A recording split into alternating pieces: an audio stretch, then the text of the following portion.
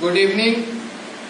पिछले क्लास में हमने जाना था कि लोकतंत्र के बारे में, लोकतंत्र क्या है, लोकतंत्र क्यों है। उसके बाद हमने उसकी परिभाषा के तौर पर हमने देखा था कि लोकतंत्र की एक सरल परिभाषा किस प्रकार कहलाती है।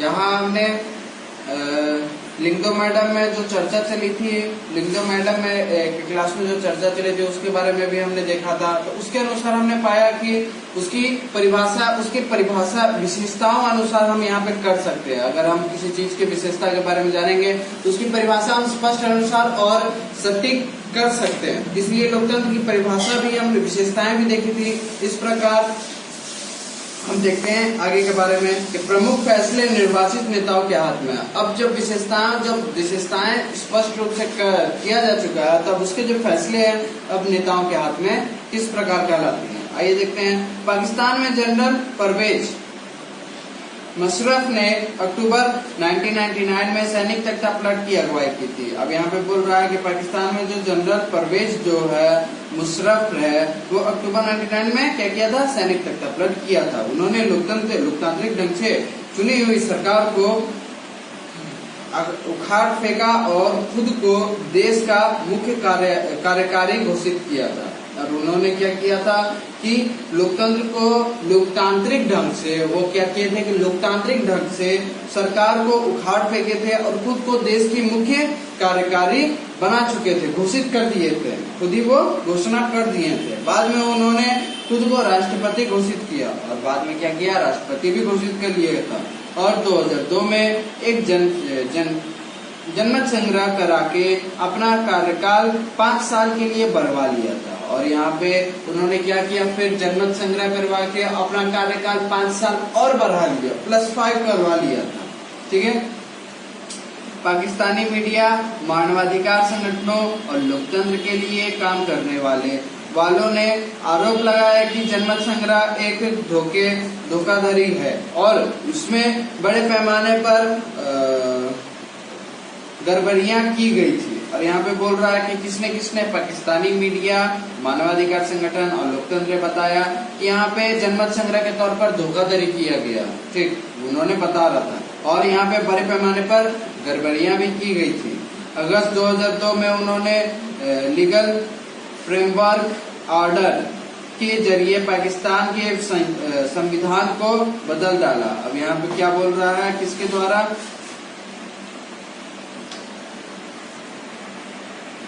अगस्त 2002 में क्या हुआ था? उन्होंने लीगल फ्रेमवर्क ऑर्डर के जरिए पाकिस्तान के संविधान को बदल डाला था। संविधान को वहां पे बदल दिया गया था। इस ऑर्डर के अनुसार राष्ट्रपति राष्ट्रीय और प्रांतीय असेंबलियों को भंग कर सकता है। इसके अनुसार क्या होता है कि राष्ट्रपति और राष्ट्रीय और प्रांतीय असेंबलियों को वो भंग भी कर सकता है। मंत्रिपरिषद के कामकाज पर एक राष्ट्रीय सुरक्षा परिषद की निगरानी रहती है। मंत्रिपरिषद के कामकाज पर किसकी? राष्ट्रीय सुरक्षा परिषद की निगरानी रहती है, जिसके ज्यादातर सदस्य फौजी अधिकार है। जिसके ज्यादातर सदस्य क्या है? फौजी अधिकारी होते हैं। इन कानून के पास हो जाने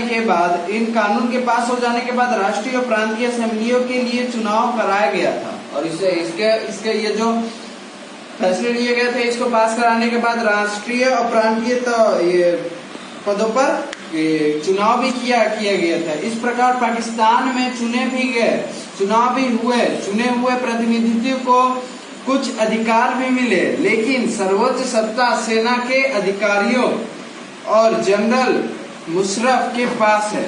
उसका अधिकारियों का मतलब वो चुनाव भी करते हैं, लेकिन उसका चुनाव का कोई मतलब नहीं होता लोगों के चुनाव का। लोग जब मत भी देते हैं, अगर दूसरा पार्टी भी जीत जाए तो फिर ये फैसले किसका हाथ में होता है? जनरल मुशर्रफ के हाथ में होता है। कुछ भी हो जाए वो ही जीतेगा सिर्फ। ठीक है। अधिकारियों और जनरल मुशर्रफ के पास, मतलब स्पष्ट है कि जनरल मुशर्रफ के शासन वाले पाकिस्तान को लोकतंत्र न कहने के अनेक ठोस कारण हैं। अब यहाँ पे बोल रहा है कि पाकिस्तान में जो लोकतंत्र जो है वो उसके लोकतंत्र न कहने के लिए वहाँ पे बहुत सारे ठोस कारण मिल जाते हैं, लेकिन यहाँ सिर्फ एक कारण पर ही चर्चा करते रहिए। लेकिन यहाँ पे सिर्फ एक ही कारण देखते हैं। ठीक, कौन से? क्या हम कह सकते हैं कि पाकिस्तान के लोगों ने अपना शासकों का चुनाव किया है? अब जो शासक का जो चुनाव किया गया था, यहाँ पे तो बोला गया था कि लोग जब कुछ भी किसी भी कोई भी व्यक्ति को मत दे दे और कि कोई भी व्यक्ति को सत्ता पर जिता दे, लेकिन फैसला किसके हाथ में होता था? जनरल मशरफ के हाथ में होता था, तो सिर्फ वही जीतता था। तो इसके अनुसार हम देखते हैं कि लोगों ने अपने अनुसार, मतलब अपने मनपसंद के अनुसार अपने शासकों का चुनाव किया है कि नहीं। ठीक है, हम ऐसा नहीं कर सकते हैं, हम ऐसा सही में नहीं कर सकते हैं। ठीक, लोगों ने राष्ट्रीय और प्रांतीय असेंबलियों के लिए अपने प्रतिनिधियों का चुनाव किया था। लोगों ने क्या किया था? राष्ट्रीय और प्रांतीय असेंबली के लिए अपने प्रतिनिधियों का चुनाव किया था, लेकिन चुने हुए प्रतिनिधि वास्तविक शासक नहीं है। लेकिन चुने हुए प्रतिनिधि क्या वास्तविक शासक नहीं कहलाते हैं, वे अंतिम फैसला नहीं कर सकता और यह अंतिम फैसला भी नहीं कर पाता। अंतिम फैसला सेना के अधिकारियों और जनरल मशरफ के हाथ में ही है, जो जनता द्वारा नहीं चुने गए थे। और यहाँ पे बोल रहा है कि अंतिम फैसला किसका? जनरल मशरफ के ही हाथ में सिर्फ कहलाता है, और वो जो जनता क्या है, जो जनता द्वारा नहीं चुना गया था। ठीक है, ऐसा तानाशाही और राजशाही वाले अनेक शासन व्यवस्थाओं में होता है। ऐसा जो तानाशाही है, राजशाही वाले जो शासन व्यवस्थाएं होती है, वो कहाँ? इसी अनेक शासन व्यवस्थाओं में होता है।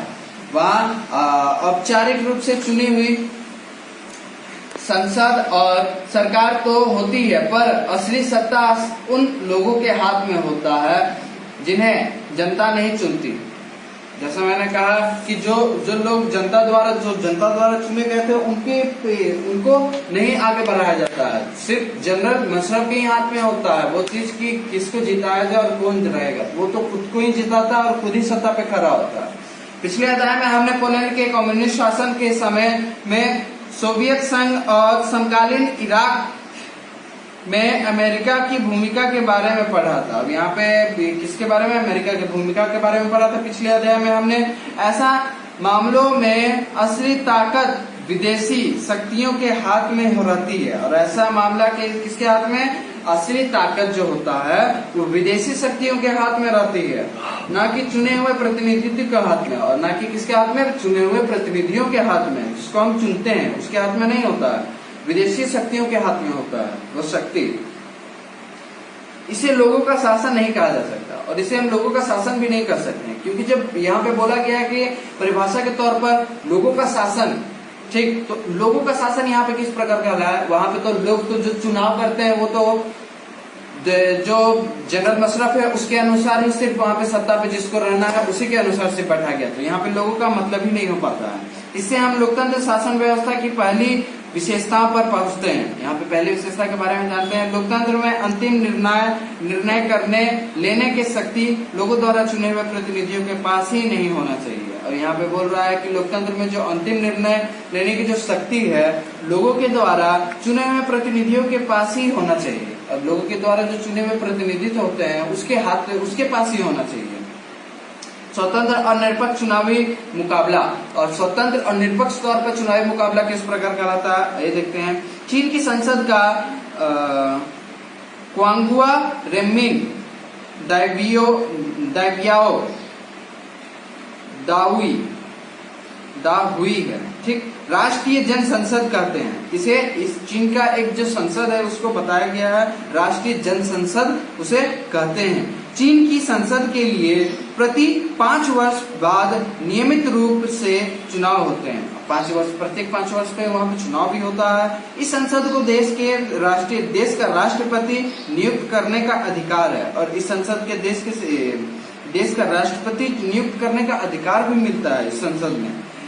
इसमें चुने पूरे चीन के करीब 3000 सदस्य आते हैं। इसमें क्या चीन के 3000 सदस्य इसमें शामिल होते हैं।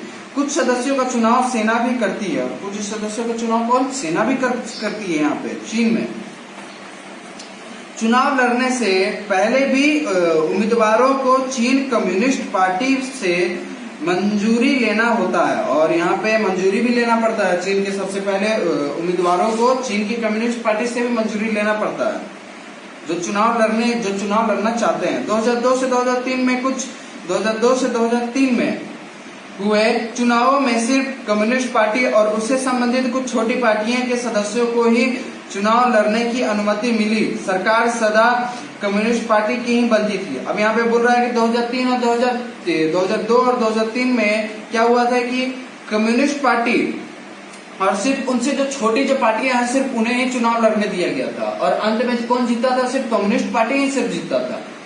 ठीक है। 1930 में आजादी होने के बाद से मेक्सिको में हर 6 वर्ष बाद राष्ट्रपति चुनने के लिए चुनाव कराए जाते थे, और हर 6 वर्ष पे क्या होता था? सिर्फ चुनाव कराए जाते थे राष्ट्रपति चुनने के लिए। देश में कभी भी फौजी शासन या तानाशाही नहीं आई, और देश में क्या फौजी शासन और तानाशाही कभी भी नहीं आई थी वहां पे। लेकिन सन 2000 तक क्या हुआ था कि हर चुनाव में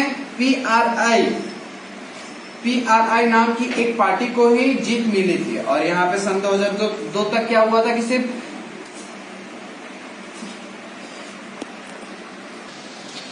विपक्षी दल चुनाव से हिस्सा लेते थे, पर कभी भी उन्हें जीत हासिल नहीं होती थी। और विपक्षी दल क्या होते थे? कम्युनिस्ट पार्टी के अलावा और भी विपक्षी दल है, वो भी चुनाव के लिए हिस्सा लेते थे।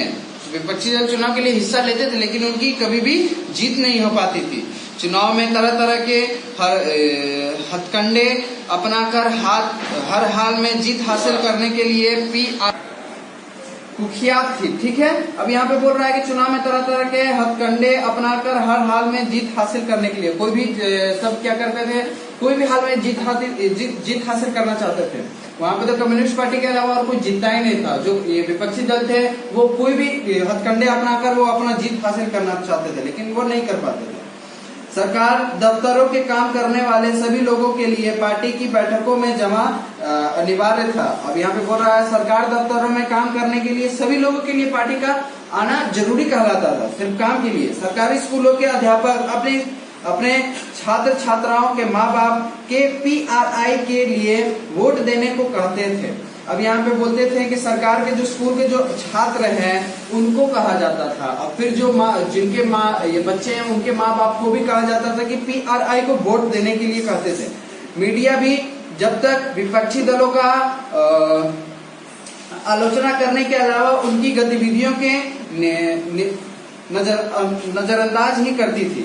अब यहाँ पे बोल रहा है कि जो मीडिया लोग थे वो लोग भी, अब यहाँ पे बोल रहा है कि मीडिया लोग को भी जो विपक्षी दल जब वो आलोचना जो मतलब कुछ भी जो दंगा फसाद के तौर पर जो विपक्षी दल के रूप के अनुसार वो जब कुछ भी करते थे तो मीडिया लोग भी उससे नजरअंदाज कर देते थे, समझे? उन्हें अनदेखा कर देते थे, क्योंकि वो भी जानते थे कि यहाँ पे कम्युनिस्ट पार्टी जो लोग हैं वो गलत तरीके से सत्ता हासिल किए हुए हैं।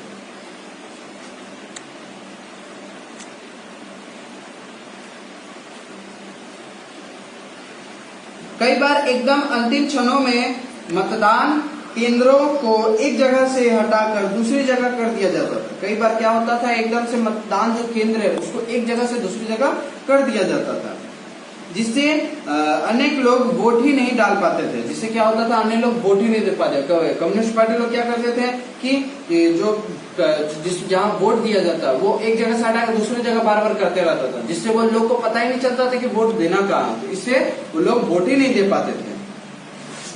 पीआरआई अपने उम्मीदवारों के चुनाव अभियान पर काफी पैसे खर्च करती थी, और पीआरआई जो थी वो अपने चुनाव अभियान पर बहुत सारे पैसे खर्च करते थे। क्या हम ऊपर वर्णित चुनावों को लोगों द्वारा अपना शासन चुनने का उदाहरण मान सकते हैं? क्या जो बोल रहा है कि जो वर्णित जो चुनाव जो है हुए ऊपर में जो लोगों द्वारा अपना शासन चुनने का उदाहरण हम कह सकते हैं कि नहीं? इस उदाहरणों को पढ़ने के बाद तो यही लगता है कि हम ऐसा नहीं कह सकते, और इस उदाहरण को ऊपर दिए गए उदाहरण के तौर पर हम देखते हैं तो इसे हम ऐसा नहीं कह पाते। यहाँ काफी सारी समस्याएं हैं। चीन के चुनाव में लोगों के शासन कोई वास्तविक और गंभीर विकल्प ही नहीं होता है, और यहाँ पे बोल रहा है कि बहुत सारी समस्याएं भी आती है, और चीन के चुनाव में लोगों के सामने कोई वास्तविक और गंभीर विकल्प ही नहीं हो पाता। ठीक, वहां पे कोई सोच ही नहीं पाता, गंभीर कोई वहां पे विकल्प नहीं ले पाता। लोगों को शासक दल या उसके द्वारा स्वीकृत उम्मीदवारों को ही वोट देना होता है। अब यहाँ पे बोल रहा है कि लोगों का जो शासक दल होता है या उसके द्वारा स्वीकृत उम्मीदवार जो होते हैं, जो वहाँ पे उम्मीदवार जो स्वीकार किए जाते हैं, उसको ही वोट दिया जाता है, देना होता है। ये क्या हम इसे मनपसंद चुनाव कह सकते हैं? और क्या हम इसे मनपसंद चुनाव कह पाएंगे कि नहीं? मेक्सिको के मामले में ऐसा लगता है कि कहने को विकल्प होते हुए भी असल में वहां की जनता के पास कोई दूसरा विकल्प ना था। और मेक्सिको में भी देखा गया है, तो इस प्रकार हमें ऐसा देखते हैं कि लोगों के जो विकल्प है उसके दूसरे विकल्प हम नहीं देख पाते हैं।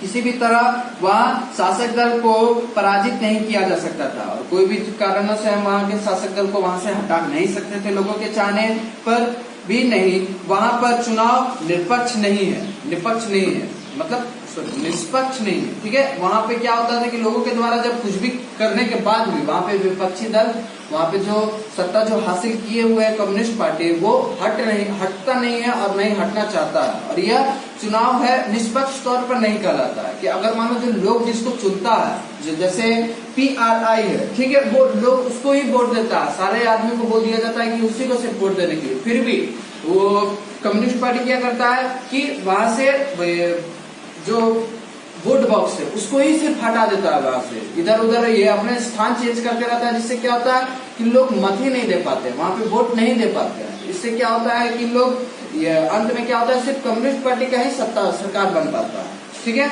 इस प्रकार अब हम लोकतंत्र की अपनी समझ से एक अन्य विशेषता या गुण को जोड़ सकते हैं। अब यहाँ पे देखते हैं कि अन्य विशेषता या गुण को यहाँ पे हम और भी जोड़ सकते हैं लोकतंत्र की विशेषता के अनुसार। लोकतंत्र के लिए सिर्फ चुनाव कराना ये ही पर्याप्त नहीं होता। लोकतंत्र के लिए सिर्फ चुनाव ही कराना पर्याप्त नहीं होता। चुनाव में एक से ज्यादा असली राजनीतिक विकल्पों के बीच चुनने की स्थिति भी होनी चाहिए। अब यहाँ पे बोल रहा है कि चुनाव ही सिर्फ नहीं कराना चाहिए, अब चुनाव में एक से ज्यादा असली राजनीतिक विकल्पों के बीच चुनने की भी स्थिति भी होना चाहिए। अब यहाँ पे बोल रहा है कि सिर्फ एक ही राजनीतिक दल रहेगा तो उसमें हम चुनाव क्या करेंगे, और बहुत सारे अनेक विपक्षी दल होंगे और बहुत सारे अच्छे बुरे बहुत सारे दल होंगे, तो उसमें हम चुनने के भी सोच सकते हैं कि हम किसे हम चुन सकते हैं अपने सरकार के रूप में, ठीक है। तो इसलिए बोला जा रहा है लोगों के पास यह विकल्प रहना चाहिए कि वे चाहे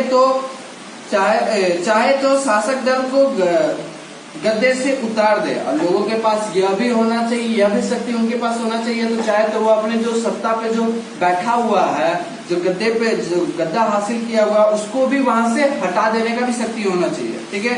इस प्रकार लोकतंत्र निष्पक्ष और स्वतंत्र चुनावों का आधारित होना चाहिए ताकि सत्ता में बैठे लोगों के लिए जीत हार के समान अवसर हो, ठीक है। यहाँ पे सारे विशेषताओं के अनुसार एक निचोड़ निकला है कि क्या लोकतंत्र निष्पक्ष और स्वतंत्र चुनावों पर आधारित होना चाहिए, स्वतंत्र आधार पर चुनावित होना चाहिए ताकि सत्ता में बैठे लोगों के लिए जीत हार का अवसर हो, ठीक है। नहीं, ऐसा नहीं होना चाहिए कि सिर्फ एक ही व्यक्ति सिर्फ हमेशा जीतते रहे, कोई भी कारण हो जाए, कितनों लड़ाई झगड़ा हो जाए, फिर भी एक ही सत्ता से फिर जीतते रहे, ऐसा नहीं होना चाहिए। लोकतंत्र चुनाव के बारे में हम अध्याय 4 में और बात जानेंगे। अब लोकतंत्र 4 के बारे में हम अध्याय 4 में और जानने के लिए कहा गया, ठीक है। तो आज के लिए सिर्फ इतना ही, और अगले क्लास में हम जानेंगे कि एक व्यक्ति एक वोट। अब जो एक व्यक्ति है उसका एक वोट और एक वोट कितना कीमती होता है और वो किस प्रकार होता है, वो हम लोग अगले क्लास में जानेंगे, ठीक है। आज के लिए सिर्फ बस इतना ही। आप लोग क्या कीजिएगा कि इसको फिर से दोबारा पढ़िएगा, ज्यादा बड़ा नहीं है और ज्यादा छोटा भी नहीं है, लिमिटेड अनुसार है, ठीक। तो इसको आप लोग दोबारा पढ़िएगा, दोबारा समझिएगा और स्टार्टिंग से एक बार क्लियर कर लीजिएगा, ठीक। ज्यादा बड़ा लेसन नहीं है, 1-2 दिनों में ही क्लियर हो जाएगा, ठीक है।